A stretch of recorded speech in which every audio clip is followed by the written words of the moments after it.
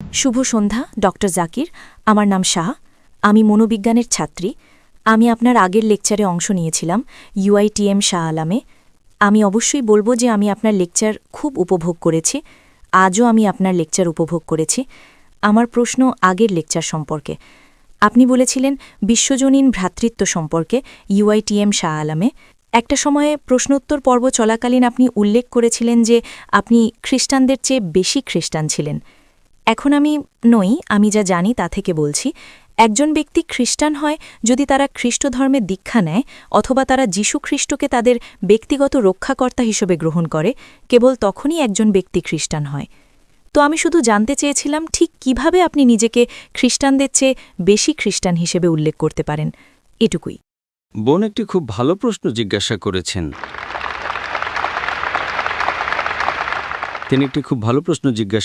তিনি শাহ আলমে আমার কথা শুনেছেন এবং এখানেও তিনি একটি প্রশ্ন জিজ্ঞাসা করেছেন যে আমি বলেছিলাম যে আমি খ্রিস্টানদের চেয়ে বেশি খ্রিস্টান।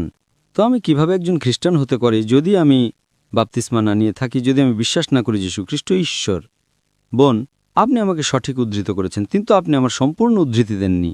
আমি খ্রিস্টানদের চেয়ে বেশি খ্রিস্টান বলার আগে আমি একটি বিবৃতি দিয়েছিলাম, যদি খ্রিস্টান মানে এমন একজন ব্যক্তি যিনি যীশু খ্রিস্ট আলাইসাল্লামের শিক্ষা অনুসরণ করেন, তবে আমরা মুসলমানরা খ্রিস্টানদের চেয়েও বেশি খ্রিস্টান। সেটা বলার আগে একটি মানদণ্ড ছিল, যদি খ্রিস্টান মানে এমন একজন ব্যক্তি যিনি বিশ্বাস করেন যীশু খ্রিস্ট আলাইসাল্লামের শিক্ষায়, তবে আমি খ্রিস্টানদের চেয়েও বেশি খ্রিস্টান। এবং তারপর আমি বলেছিলাম যে বাইবেল বলে যে যীশু খ্রিস্ট আলাইসাল্লামের অষ্টম দিনে খতনাকৃত হয়েছিলেন। অধিকাংশ খ্রিস্টান খতনাকৃত নয়, সমস্ত মুসলমান খতনাকৃত। বাইবেল এফিসিয়েন্স বই অধ্যায় 5 আয়াত 18-তে বলে মদপান করো না। হিতোপদেশ বই অধ্যায় 20 আয়াত 1-এ বলে মদপান করো না। সামগ্রিকভাবে মুসলমানরা মদপান করে না, কিন্তু খ্রিস্টানরা করে। বাইবেল লেবীয় পুস্তক অধ্যায় 11 আয়াত 7 এবং 8-এ বলে শূকরের মাংস খেও না। দ্বিতীয় বিবরণ বই অধ্যায় 14 আয়াত 8-এ বলে শূকরের মাংস খেও না। ইসাইয়া বই অধ্যায় 65 আয়াত 2 থেকে 5-এ বলে শূকরের মাংস খেও না। আমরা মুসলমানরা শূকরের মাংস খাই না, কিন্তু খ্রিস্টানরা খায়। বাইবেল বলে হিজাব করো, যে তুমি মাথা ঢেকে রাখো। বাইবেল দ্বিতীয় বিবরণ বই অধ্যায় 22 আয়াত 5-এ বলে, প্রথম তিমথিয় অধ্যায় 2 আয়াত 9, প্রথম করিন্থীয় অধ্যায় 11 আয়াত 5 এবং 6-এ হিজাব করো। সামগ্রিকভাবে মুসলমানরা হিজাব করে, কিন্তু খ্রিস্টানরা মাথা ঢেকে রাখে না। যদি খ্রিস্টান মানে এমন একজন ব্যক্তি যিনি যীশু খ্রিস্টের শিক্ষা অনুসরণ করেন, আমরা মুসলমানরা খ্রিস্টানদের চেয়েও বেশি খ্রিস্টান। কিন্তু ওটাই আমার পয়েন্ট।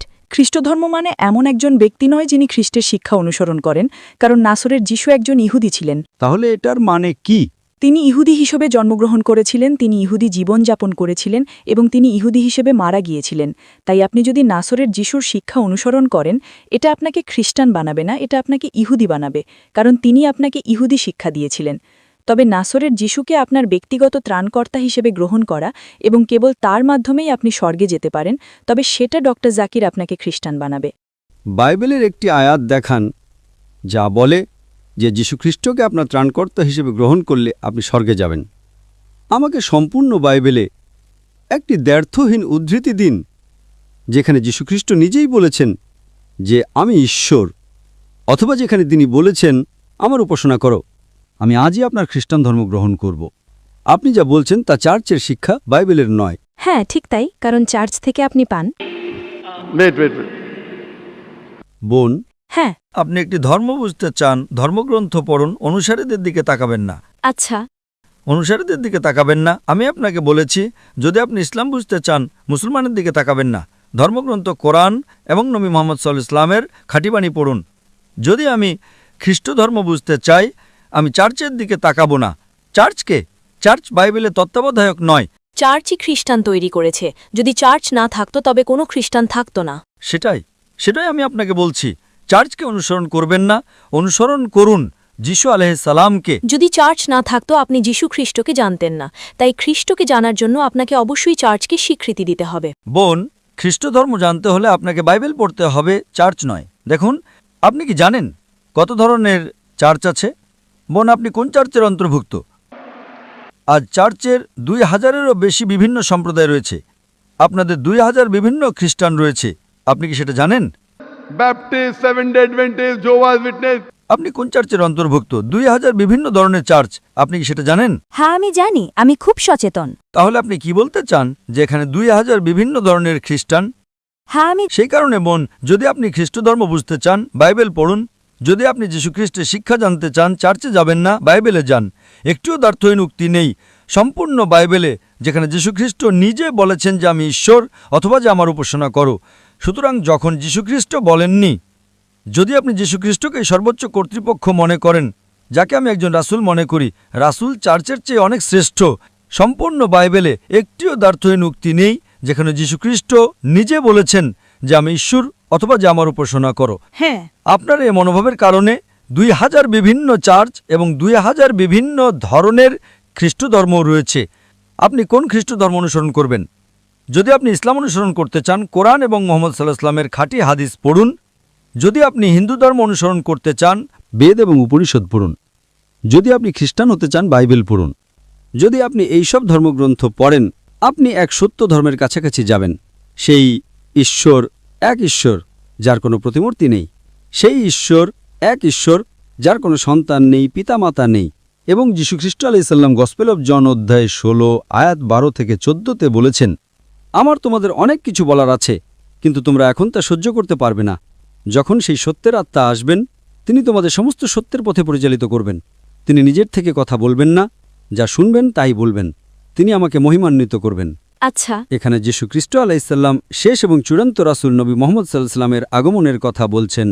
তাই তিনি সবাইকে বলছেন শেষ এবং চূড়ান্ত রাসূলকে অনুসরণ করতে, কিন্তু আপনারা অনুসরণ করতে চান না। কারণ যদি সবাই শেষ এবং চূড়ান্ত রাসূলকে অনুসরণ করে, তাহলে কে চার্চকে অনুসরণ করবে? যীশুখ্রিস্ট কখনো বলেননি চার্চকে অনুসরণ করো। বাইবেলের কোন আয়াত সেটা বলে? বাইবেলের কোন আয়াত?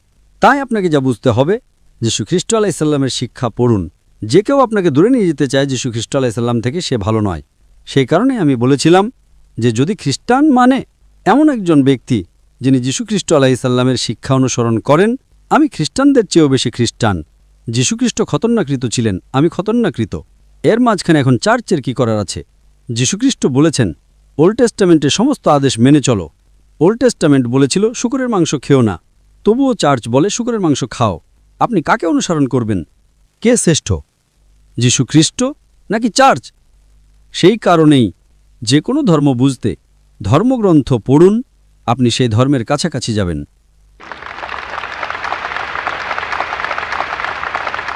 হুম